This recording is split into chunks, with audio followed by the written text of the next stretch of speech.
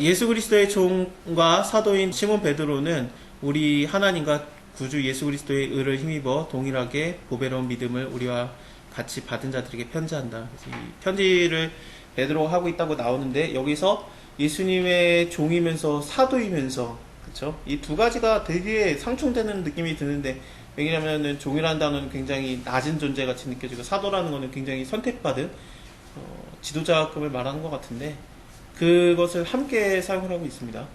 그리고 시몬이라는 말과 베드로라는 말도 굉장히 상충돼요. 시몬이라는 말은 원래 베드로가 예수를 만나기 전에 바요나 시몬이었죠. 요나의 아들 시몬이었고, 이 베드로라는 말은 예수님이 이름을 지어준 거였어요. 이름을 바꿔준 거였는데, 그거를 두 개를, 그러니까 예수님을 만나기 전에 사용하던 이름과 예수님께서 베드로에게 주신 이름, 그 두 가지를 같이 사용하고 있다는 게 굉장히 다른데, 근데 이것을 베드로는 나는 이제 쓸 사람이 됐으니까 그거 필요 없다 그러지 않고 그걸 그대로 가져갑니다. 그러니까 전의 모습으로 산 게 아니라 전에 있던 나의 모습도 하나님께서 갖다 쓰실 수 있다라는 마음을 갖고 있는 거죠. 그러니까 내 모든 삶을 하나님이 다 사용하시는 거예요. 시몬이었을 때 예수님을 배반하고 예수님을 떠나고 예수님이 죽고 부활하셨는데 또 물고기 잡고 있을 때, 요나의 아들 시몬아, 네가 이것들보다 나를 더 사랑하느냐, 베드로야라고 안 말해요. 그 모습이 벌써 시몬으로 다시 돌아가니까. 이름을 지어주는 거는 성경에서는 하나님께서만 하십니다. 원래 이름을 지어주는 거는 하나님께서 천지창조 때 하셨고, 빛이 있으라 하시면서 이렇게 빛이라는 이름을 지어주신 거였고, 빛을 실제로 만드신 거고, 그 사역을 아담에게 맡기셨고, 자기의 그 성품을 가진, 형상을 가진 아담에게 그 일을 맡겨가지고 이름을 짓게 하셨는데, 죄진 다음에 그 이름 짓는 사역이 일종의 끝나죠. 그리고 이제 여자에게로 넘어갑니다. 그래서 하와가 자식을 낳은 다음에 그 이름을 가인이라고 이름을 지어주면서, 이름을 지어주는 게 남자에서 여자로 넘어가는데, 그때 대부분이, 그래서 성경에서는 이름 지어주는 건 여자예요. 그러니까 뭐 야곱의 아들들의 이름도 대부분이 다 엄마가 지어줬죠. 마지막 12번째 아들 베냐민만 이름을 아버지가 너무 뜻이 안 좋으니까 바꿨던 거, 그거밖에 없고.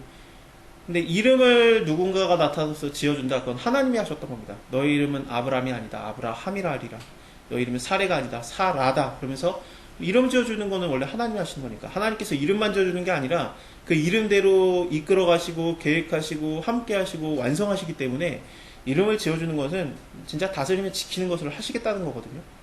그래서 이름을 지어주는 것은 원래 하나님의 사역입니다. 그래서 예수님께서 베드로의 이름을 바꿔줬던 게 뭐냐면은, 예수님이 내가 바로 하나님이다라는 걸 드러내는 거였어요. 언제 이름 바꿔줍니까? 베드로의 이름을 마태복음 16장에서 바꿔주죠. 주는 그리스도시요 살아계신 하나님의 아들입니다. 그러니까 살아있다는 시몬아, 네가 그거 알게 한 거 하나님이 알게 한 거다. 그런 다음에 네가 이제 베드로가 고백한 게, 당신은 하나님의 아들입니다 그랬으니까 하나님의 사역이 뭡니까? 이름을 바꿔줄 수 있잖아요. 그러니까 너의 이름은 이제 베드로라, 너는 이제 반석이다, 그런 식으로 얘기를 하는데, 예수님께 고백을 했을 때 받았던 이름 베드로와 그 전에 인간의 이름 시몬을 같이 가면서 내가 약했었다라는 걸 드러내는 것 같아요. 제 생각에는 내가 원래는 시몬이었다, 알지 않느냐, 내가 정말 약했었다, 하지만 내가 지금 신앙의 가장 큰 어른으로서 너희에게 마지막 유언으로 얘기를 하고 있는데, 너희도 지금 약해 보이지만 하나님께서 너희를 강하게 하실 것이다. 그의 힘을 입어서 그게 가능하다, 우리는 그냥 믿고 있으면 된다, 이런 얘기를 하는 거죠.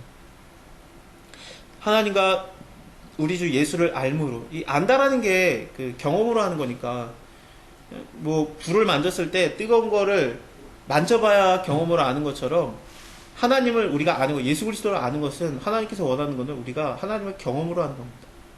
그러니까 내가 오늘 경험을 하나님을 해봐야 하나님이 점점 믿어지는 거 아니겠습니까? 그러니까 뭐 전에 하나님은 믿어지고, 뭐 구약 때 하나님은 믿어지고, 예수 그리스도께서 죽으신 것도 믿고 십자가 지신 거 믿고, 너무 큰 거죠. 물론 너무 그것도 은혜입니다. 어마어마한 은혜라고 나옵니다, 성경에. 미래의 나를 구원하시겠지. 그래서 마르다가 고백했던 것처럼 내 오빠가 마지막 부활 때는 살아날 줄 내가 아나이다. 그것도 큰 건데, 나는 부활이고 생명이다, 그것도 큰 건데, 예수님께서 말하신 것도, 그것도 믿는 것도 큰데, 오늘 나랑 함께 하시는 하나님이 믿어지는가라는 거거든요. 그 하나님은 내가 오늘 경험해야 미래가 믿어지는 거예요. 오늘 하나님께서 나와 함께 하는구나, 그게 믿어져야 미래에 나를 함께 하시고 영원히 나와 함께 하시는 하나님 믿어지는 거니까. 지금 나랑 안 하면 어떻게 믿겠어요? 일단은 경험으로 하나님을 내가 경험하면은 아 다음에 하나님이 그렇게 하시겠구나 그게 믿어지는 것처럼 모세를 하나님이 만나줬을 때 그 손을 넣었다가 뺐을 때 문둥병에 걸렸다가 나은 거를 모세가 경험을 해봤기 때문에 민수기 12장에서 미리암이 문둥병에 걸렸을 때 기도하면 낫는다는 게 믿어지는 거예요. 그러지 않으면은 뭐 기도하겠습니까? 하나님을 오늘 내가 경험을 하고 이게 작은 거에서 경험을 해요. 하나님이 계속해서 나에게 어마어마하게 경험을 하시게 하는데 내가 누군가 귀를 닫고 잘 모르는 거죠. 그러다가 어느 순간 이제 점점 더 깨닫는 거죠. 그런 거 아니겠습니까? 저희 어머니 아버지가 늘 말하던 게 있어요. 특히나 저희 어머니가 너도 애 낳아봐라. 그러면 이제 엄마의 마음을 안다. 이제 애 낳아보니까 아 그렇죠. 이제야 깨달아요. 막 그러면서 소자 이제야 깨달았나이다. 일단 이렇게 경험으로 알아가는 거고 내가 하나님과의 관계가 신뢰가 쌓여가는 거예요. 그러다가 점점 더 큰 것을 요구하게 되고 그렇습니다. 그렇기 때문에 여기서도 믿음이 발전한다고 해야 되나? 그게 나와요. 이 밑에 이런 걸 5절에서 나오는 게 신의 성품에 참여하게 되고 그렇게 되면은 큰 약속도 받고 신의 성품에 참여하게 되면은 하나님을 경험으로 알기 때문에 우리를 부르신 자를 알므로 말미암아서 너희가 더욱 그 믿음의 덕의 지식을, 지식의 절제를, 절제의 인내를, 인내의 경건을, 경건의 형제 우애를, 형제 우애의 사랑을 공급하라 하면서 이게 점점 이웃 사랑까지 이렇게 끌어져 올려져 가는 겁니다. 이웃 사랑은 정말 큰 겁니다. 이웃을 사랑한다는 것은 고린도 전서에서 가장 큰 은사이기 때문에 은사예요. 은사 받아야 돼요. 하나님한테 받아야지만 할 수 있는 게 사랑이기 때문에 감정이 아니라 순교였잖아요. 그렇죠? 그래서 사랑이라는 건 순교인데 내가 저 사람을 위해서 죽을 수 있는가? 죽기 전에는 그냥 형제의 우애 정도가 있겠죠. 그 전에는 뭐 경건의 형제, 그 다음에는 뭐 절제, 인내, 지식, 뭐 덕, 믿음. 그러니까 믿음이 시작이에요. 믿음이라는 게 너희가 더욱 믿음의 덕을 하니까 믿음이라는 거는 뭐냐면은 가장 크지만 가장 시작이기도 해요. 그래서 겨자씨만한 믿음이 있으면 이런 말들이 왜 나오냐면은 이게 시작이에요. 믿음이 있냐 없냐가 제일 중요한데 내가 믿어지는 것도 아닙니다. 이것도 하나님께 받는 은사예요. 하나님 그냥 택하신 자들에게 주시는 그 신의 선물이기 때문에 신의 성품에 참여하는 자들은 이것을 얻습니다. 내가 어떻게 2000년 전에 죽은 예수 그리스도를 믿고 있는가?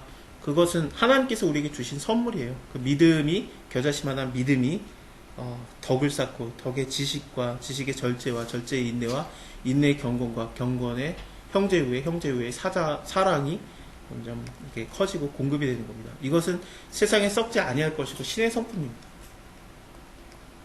하나님의 형상을 닮았다는 게 뭐냐? 이거예요. 우리가 이거를 했다는 겁니다.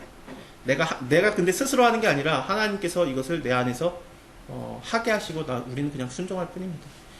죄인인 내가 하는 게 아니라 내 안에 계시는 성령 하나님께서 함께 하시는 거고 우리는 성령 하나님의 순종함으로써 이것을 하는 거지. 그래서 성령 충만하다는 것은 감정적으로 막 울고 막 그러고 기뻐하고 그러는 게 아니라 결국에는 이웃사랑까지 가는 그 과정을 쫙 지나가는 겁니다. 처음부터 이웃사랑 못해요. 그래서 너는 왜 이웃사랑 못하냐, 원수도 못 사랑하냐, 그거는 나중에 극치에 도달했을 때 할 수 있는 거고 분량이 다 다릅니다. 그래서 지식을 하나님께서 우리에게 허락을 하시고 있고 여기서 절제, 인내 경건, 형제 외 사랑까지도 하고 있는데 그러면 사랑하면은 앞에 거는 필요 없냐, 믿음 필요 없냐, 그건 아닙니다. 이것은 동일한 성령 하나님께서 주시는 선물들이기 때문에 신의 성품에 참여한 하나님의 모든 속성에 동참하는 거기 때문에 이것은 굉장히 유기적으로 서로 연관성을 짓고 함께 가고 있는 겁니다. 그러니까 은사 얘기할 때도 사랑의 은사를 받으면은 사랑이 없으면은 예언하는 것이 뭐 방언도 그렇고 울리는 꽹과리가 되고 그러는 것들이 사랑을 받으면은 딴 거 필요 없냐가 아니라 사랑을 받으면은 예언과 뭐 방언과 또 온유함과 그런 것들이 다 포함되는 거거든요.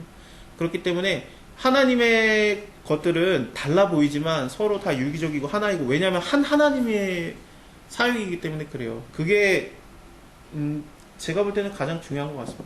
저 사람이 일하는 것, 저 사람이 생각하는 것을 내가 왜 받아줘야 되냐? 나도 구분이고 저 사람도 구분인데 하나님께서 하신다라는 걸 믿어야 되기 때문에 그렇습니다.